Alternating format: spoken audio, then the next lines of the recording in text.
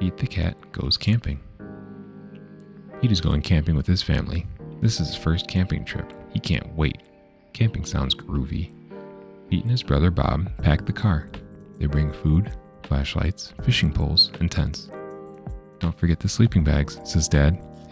He hands them to Pete. There's a long drive to the campsite. Finally, they arrive. Pete's mom and dad set up the tents. Pete and Bob go deep into the woods. They collect sticks to make a campfire. Pete and Bob decide to go for a hike. Bob shows Pete the footprints of all the animals who live in the forest. They see bear tracks and deer tracks. One set of tracks look like it belongs to a raccoon. Just then, a bunny hops past.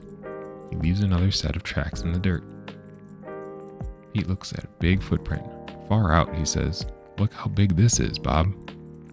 Bob bends down. I don't know what animal made that, he says, but I bet it's not something we want to run into.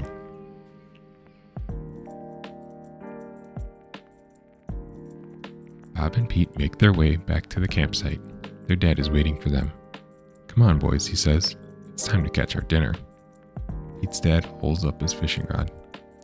Who wants to try? Bob doesn't like fishing. He stays at the campsite to get the fire going. Pete wants to try. He and his dad go to the lake.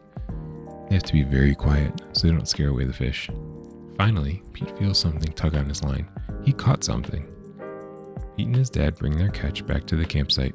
That was awesome, Pete says. Look at what I caught.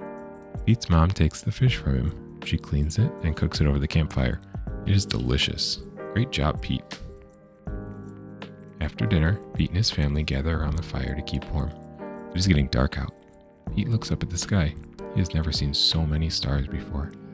How about a story? Pete's dad asks. Bob jumps up. I've got one, he shouts. Bob tells Pete and his parents all about a big, hairy giant who lives in the woods. Every night, he prowls the campsites looking for snacks, Bob says.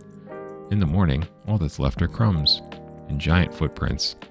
In fact, his feet are so big, he's called Bigfoot. Groovy story, Bob, Pete's mom says. And speaking of snacks, who wants s'mores? Pete's dad gives everyone a stick to toast a marshmallow on. Pete's mom hands out graham crackers and chocolate. Soon everyone is enjoying a yummy dessert. Pete can't stop thinking about Bob's story. What if Bigfoot is real? Don't let Bob scare you, Pete's mom says. No one has ever seen Bigfoot. But if he is real, Pete's dad adds, giving Pete another marshmallow, I bet he's friendly. And I bet he likes s'mores. That gives Pete an idea.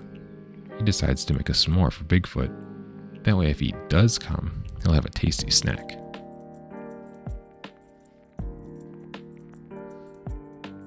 Soon it is time for bed. Pete's dad puts out the fire and Pete and Bob head to their tent.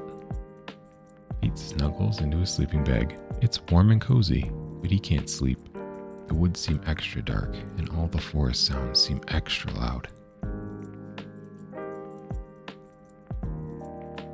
Suddenly, Pete hears a weird swooshing sound.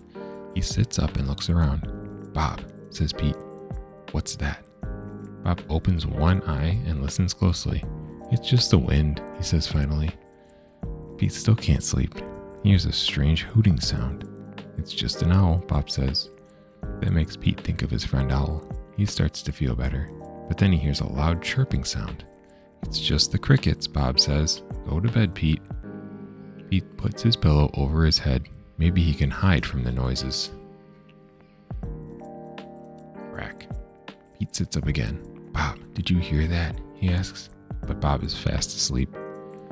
Pete hears another crack. He listens carefully. Is it Bigfoot? Pete opens the tent and looks around, but it is too dark to see anything. The next morning, Pete is the first one up. He rushes outside and looks around. He doesn't see any broken branches. There aren't any footprints.